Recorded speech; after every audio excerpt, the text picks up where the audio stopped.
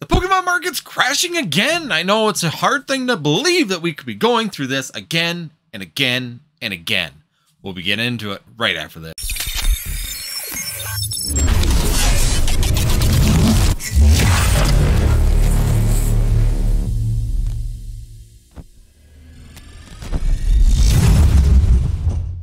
Alright guys, I'm Andy with Northwoods TCG, and today we're going to be talking about the Pokemon market crashing once again. I know seems to be a common thing over and over and over again. And to be honest with you, this video has nothing to do with market crashing. Overall, I just want to sit here and have a talk with you guys about this. Am I the only person that's getting completely and totally annoyed with every time that I type in Pokemon market? That's the first 27 videos that come up is someone putting out there, the market's crashing, the market's collapsing, the market's falling apart. Pokemon market is completely just done. It's over with. It's time to pack up and go home. I mean, I try and get good, useful information on the Pokemon market and get a pulse on where things are going and where other content creators really are when it comes down to these particular items. And it's a good way to do it in a Pokemon hobby, right? Is just go ahead and have a good sit down with some of these videos and have a discussion about these particular products by looking at and talking in comments and having a good overall perspective of where other people are in the market. I always enjoy doing that. I think it's a really good thing for anybody that watches any of the channels to do. I think it's great to sit down and view other people's content because nobody covers everything perfectly. Nobody's looking at all the same directions. It's impossible. I look a certain way, you know, another content creator looks another way, another one looks a different direction, this one looks a different way, and overall they get a good broad perspective if you sit there and take all that information and use it to make an analysis of where the actual market is, right? So personally, when I sit down and look at it, I look at probably about 20 different content creators, not just in the YouTube space, but also on Instagram, on Twitter, on TikTok. All these different spaces give you really good perspectives. And what I have noticed is that I'm getting really good information on Instagram, you know, really good basis for where numbers are. There's some really good people who put up some good market analysis on there about certain cards or singles or even graded cards and how well they're performing in the last few months. You go to TikTok, I mean, another one that there's some really good opening videos. You can see the health of the market based on these videos, see how many people are participating in these, how long it's been withstanding, especially if you follow certain creators for a long period of time. You can see how much interest is still in that hobby. You can go to one of the live openers, especially on Instagram, TikTok, even on YouTube, and see the overall health of the stream, right? The health of the stream really tells you a good perspective on the actual health of the Pokemon TCG when it comes down to that Pokemon market and what kind of opportunities we might be seeing. And that's another good perspective to be having. But the one issue that I am having is in YouTube. I like putting in, you know, Pokemon market, or I like putting in Pokemon investing, or I like putting in just Pokemon. And my algorithm does, of course, tailor it to what I typically watch, which is just what it should do, right? That's YouTube doing its best to give me the best information that it can. And overall, when I do that into YouTube, all I get is all this negativity or these clickbaity videos about how the market's collapsing, it's crashing, it's done, it's over. You know, I'll get the first 25 videos are just nothing but that kind of clickbaity titles. And I understand on this video, it's going to be the last time I use it, unless the market really does collapse, guys. I really do get irritated with the fact that this is continuing to happen. Because as you can see, I'll show a few graphs below. This is even my Pokedata. So I'm just pulling the actual graph off of my Pokedata, and I'll put it next to me here, of course, right over here, like I always do, that you can see. In the last 6 months, this is what my Pokemon investments have done in just the last 6 months of time. To me, this is beating any of my 401ks to date, you know, for that 6 month period. Yeah, my 401ks with a $6,000 investment have not been performing quite as well as my Pokemon investments.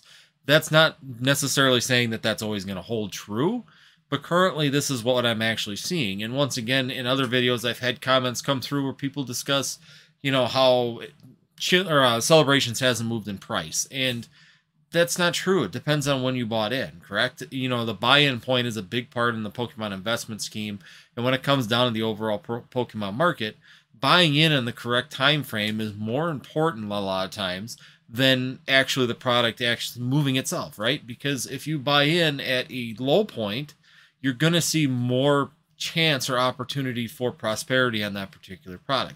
if you bought into, let's say, these Celebrations Dark Sylveon and Lance's Charizard boxes, and you bought in at $30 to $35 when it was released on the hype, no, you have not seen a return on that investment since the release of that particular product. But if you're like many of us that bought it around the $20 price range when we've waited and just been slowly picking it up here and there, taking our time, a lot of times in the Pokemon market and in the investment side and the Pokemon investment side in sealed products, you really need to be looking at the time.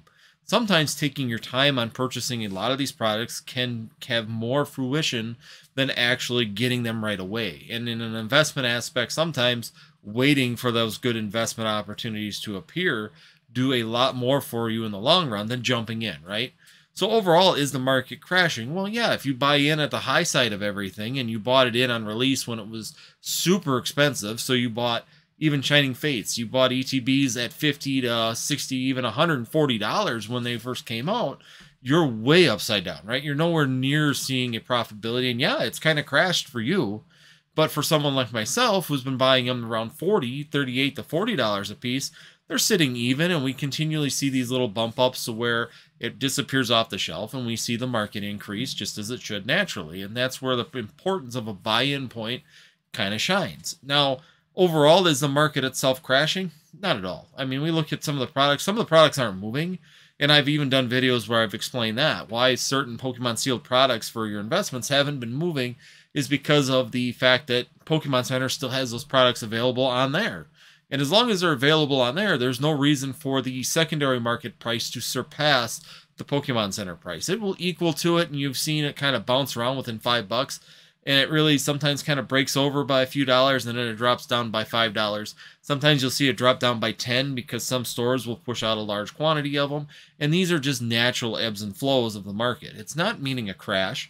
It's just meaning that we are actually seeing some natural resistance in the market. And when that resistance disappears, that's when you see these products actually accelerate, which is why in videos I've said, it may be getting time to buy that Brilliant Stars booster boxes because they're pinned right now. They're stuck at about that $144 range. But when they disappear off of Pokemon Center, there will not be that resistance any longer, and there'll be a better chance of these products gaining value quickly. Even the Shining Fates ETBs, it's something that I've been talking about simply because they are off of the Pokemon Center website now. They have probably seen the last batch of these show up in your stores. I know they just showed up in my local Walmarts again. So once again, they're doing a last push of these products, but when they disappear off of PokemonCenter.com, and then we see a push of them out into the stores, that tells me that Pokemon Center is finally no longer going to carry them. MJ Holding, Excel, all these companies now have probably the last batch that they're going to have available to them.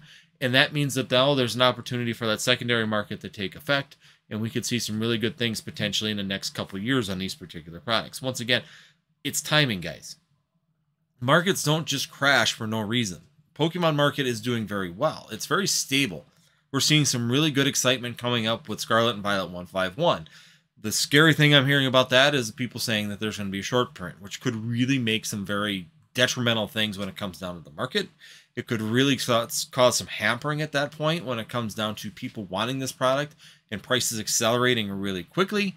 If you did get these pre-orders, of course, for the flipper and for the really short-term people, that's going to be an opportunity to get more of them people into this hobby, which is very dangerous in my opinion. We have a lot of OG people that, just like Vintage, very interested in this set. And there's going to be this kind of convoluted area of where we're not sure where this is going to go when these products come out. And is this short print really a thing, or is it just something that's maybe a manufacturing issue and they're going to work through it fairly quickly and we could see a large dumping of this product shortly after? So there'll be some interesting things that happen there. Overall, I'm tired of seeing videos that say Pokemon market's crashing. It's over, it's done, whatever. Guys, it's not. We're not seeing any signs of that. It's just clickbaity title. It's just trying to get you to jump in onto the video and check them out. And to be honest, I'd like to see some really good content coming out where people talking about the stability of the market and the opportunities in the market, rather than just talking about these candid videos about how this person says it's crashing. This is my clickbaity title to get you to watch it to see why it's not crashing. And it just gets to be this back and forth between like 4 or 5 channels having the same discussion. and then you see another channel pick up on it because, oh, it's doing so well in these clicks, and because people are into this negativity vibe that's coming out there. And it could be very easily solved by removing that situation and starting to, as a YouTube creator, create content that actually is good, so people that are looking for market analysis and really wanting to know the health of the market can see it. I'm going to tell you right now, the market is looking really good, guys. I'm seeing really good things, especially in the modern side of things. You know, the Pokemon modern market is not crashing. The Pokemon modern market is doing extremely well. Your Pokemon sealed investments are looking really good. There is some resistance on some of the newer sets when it comes at PokemonCenter.com. Still carrying a lot of these, even from Fusion Strike on. There's still all the booster boxes available. The ETBs are all available, and even some of the Pokemon Center ETBs are showing back up. Like Fusion Strike ETBs just showed up. You know, Silver Tempest, Lost Origin.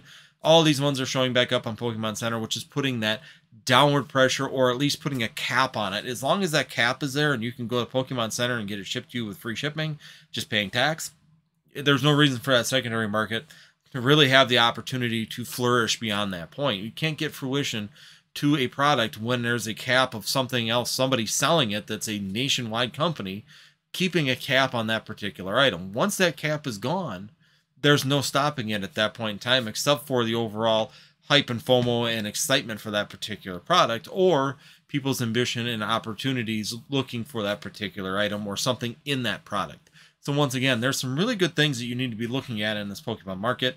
Is modern dying? No, it's probably one of the best sectors right now if you're looking to be able to make money on your investment. Even like I've had on the Choose Your Pat series, and if you haven't watched this, definitely tune in on Wednesdays. The Choose Your Pat series, we've had a lot of different opportunities in here between box breakers and also just investors, overall flippers, different areas of the Pokemon TCG, all saying that the modern market is probably one of the best and strongest areas to be in when you're looking for profitability to build a Pokemon business. Now, if you're looking at it for a long-term investment, Pokemon Modern may not be the best opportunity because there is a lot of up and down and volatility to this particular market when you're new. You don't know how many times Pokemon Center is going to reprint something. The Pokemon TCG can just literally go, we're reprinting Brilliant Stars tomorrow. It is what it is. You know, we're continually dealing with the potential of this product continually flooding back. We've seen now Brilliant Stars get a reprint. We've seen Astral Radiance get a reprint. We've seen Lost Origin get a reprint. We've seen slight dips in those markets when those reprints are announced to when that product hits the shelf. And then we see it come right back up to right at that $140 to $145 range, which once again, like I said, it's just a cap. It's literally capped off by the Pokemon Center. As long as they got product and you have to pay more than $145, why would you? You're going to go to Pokemon Center and buy it from them instead. So it's just natural market progression. And overall, guys, the market's doing really well. I'm enjoying it. Overall, the hobby's doing extremely well. It's healthy. Everything's looking good. Don't follow these clickbaity videos. Don't get trapped into this. And be honest with you, if we stop watching these videos and we start thinking about it a little bit more and skipping those videos, we will see more marketing videos, maybe talking about how the market's doing, rather than just this back and forth clickbaity videos about fighting with each other on whether or not modern is collapsing or whether it's actually being prosperous. And overall, it's prosperous, guys. Everybody's got opportunities in it. Some products do better than others. That's just natural. Some products might become long-term investments, but they will overall, I think, do well in the future. We have some great new people in this hobby. We have some great new opportunities in this hobby. Scarlet and Violet's going to open up and give us even more and more opportunities as this era continues to move forward. So definitely look forward to that when it comes down to it. I know some people are very hesitant about Scarlet and Violet. I think it's just early, guys. Just take your time, relax. Don't jump into anything extremely quickly. Even Obsidian Flame, guys, these Charizards, they're here. I don't know how well they're going to catch on. Even that gold Charizard, I'm a little questioning about it. I like the regular one a little bit better, personally. Definitely not my favorite Charizard arts out there yet.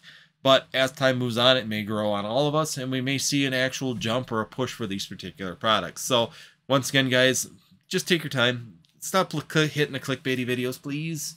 Please start moving on to something else. You know, give the people that are actually talking about the Pokemon market in a good light, or at least giving you good information, rather than the clickbaity, the market's crashing, modern's crashing, modern Pokemon's junk. It's bugging me to death that when I click on Pokemon Market or I click on Pokemon Investing, These are all the first things I get. And there's 20 to 30 of them I got to get through before I actually get to a decent informational video for my content creator that actually cares and actually is trying to help you guys out in the market rather than getting caught up into this stuff.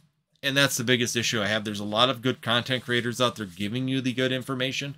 You just need to dig through the crap on top, which is no opinion of all the content creators that are doing it. To each their own. I can't sit there and tell you that you're right or wrong, but I would rather hear some really good informational videos on how the market's doing rather than a fight. So let me know in the comments below. Let me know what you guys think about that. Do you guys like the clickbaity videos where they're just sitting there fighting about whether or not modern is viable or not? Or would you rather see good informative videos on Pokemon market and Pokemon investment strategies that are actually good to help you out rather than just trying to prove that the market's safe or the market is not? Overall, guys, hopefully this is some good information. Hopefully you guys can start working through that. And definitely, if you guys made it this far in the video, hit that subscribe, hit that notify, and last but not least, hit that like button. Once again, it helps me out a ton to hit that like button. Overall, this is just one of those off-subject topics I just wanted to discuss because it was irritating me this weekend that I couldn't find any really good content on top of the Pokemon market, the Pokemon investment, which I really do like to listen to for myself, to see other people's perspectives, to see where other people are going and why other people are doing the things they're doing, because they really do give a good analysis and it gives you a well-rounded perspective when you're looking at your Pokemon investment. So once again, I'd like to see more of those videos come back. I'd like to be able to put Pokemon market into the actual search and be able to find Pokemon market analysis and information rather than all the clickbaity, crashing videos. So once again, guys, thanks for watching. Hopefully there's some good information. If it was, definitely check out the 2 videos at the end. And last but not least, if you do like this kind of content, there will be the Choose Your Path series that is going to be out on Wednesdays, which of course covers all different perspectives of Pokemon TCG to help you make a decision on which direction you may want to go in the Pokemon TCG. Other than that, guys, we'll see you next time here on Northwoods TCG.